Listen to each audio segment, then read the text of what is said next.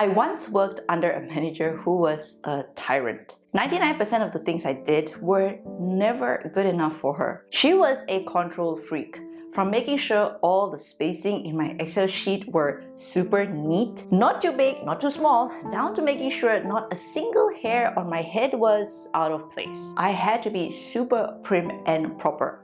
Gosh, did she drive me absolutely nuts at times. Needless to say, toxic managers can be very tricky to handle. So how can we handle toxic bosses without potentially making them hate our guts out? As a career coach and experienced human resource professional, here are a few methods of dealing with the problem while keeping the drama to a bare minimum. Number 1, keep detailed records.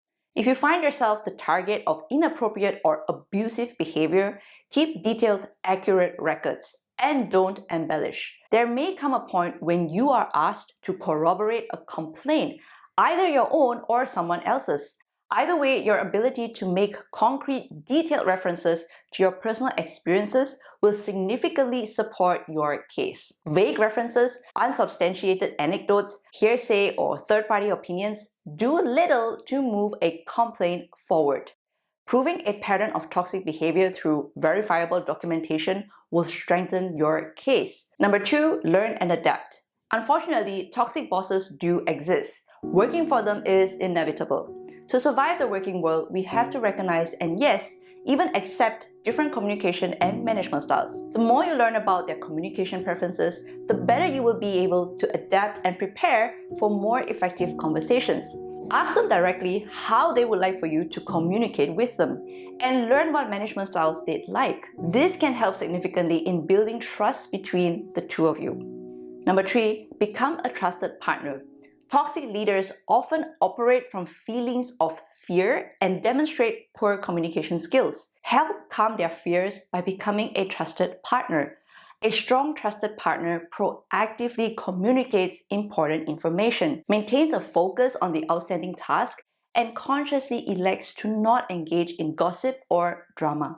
Number 4, focus on being your best self, not judging. The more time you spend being upset at your boss, the more you are robbing yourself of the possibility to use your precious time to work on things that are actually beneficial to you. Periodically reflect on how you can improve your skills and drive results. Take constructive feedback from your boss and shift your mindset to one of positivity. Ask yourself, how can you take their feedback to grow your professional skills?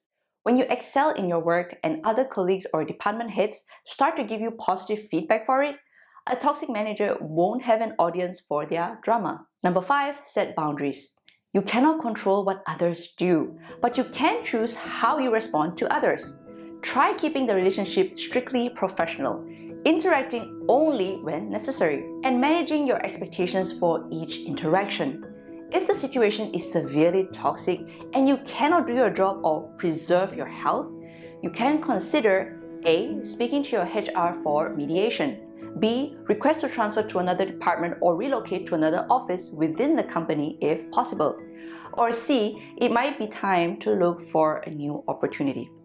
Remember my story earlier about my ex-tyrant manager? After working with her for 2 years, I decided to move on to another company for a better career development opportunity. On the last day of work, I told her in private, "Thank you."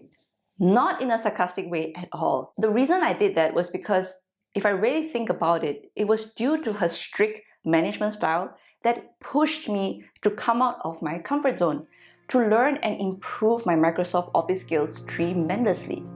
Though it wasn't very easy to work with her, but I must admit, I did learn a lot from her. And it totally upped my people skills because I learned how to better deal with challenging character types. Therefore, as challenging and frustrating as it is to work with a toxic boss, try to be objective and assess if there is anything you can learn from their feedback. You might just learn some valuable skills and become a more resilient person than you were before. I do hope you found this video helpful in dealing with a hard-to-please boss. I'd like to take this moment to give a big thank you shout out to these wonderful souls for joining my Thrive with Trish club and supporting the work that I do. Thank you so very much. I deeply appreciate each and every one of you. If you'd like to ask me more questions about life and career, as well as to make it possible for me to keep creating more insightful content for you, do click the join button down below to join my Thrive with Trish club. Thank you so much for watching and for submitting your questions. See you in my next episode of Thrive with Trish.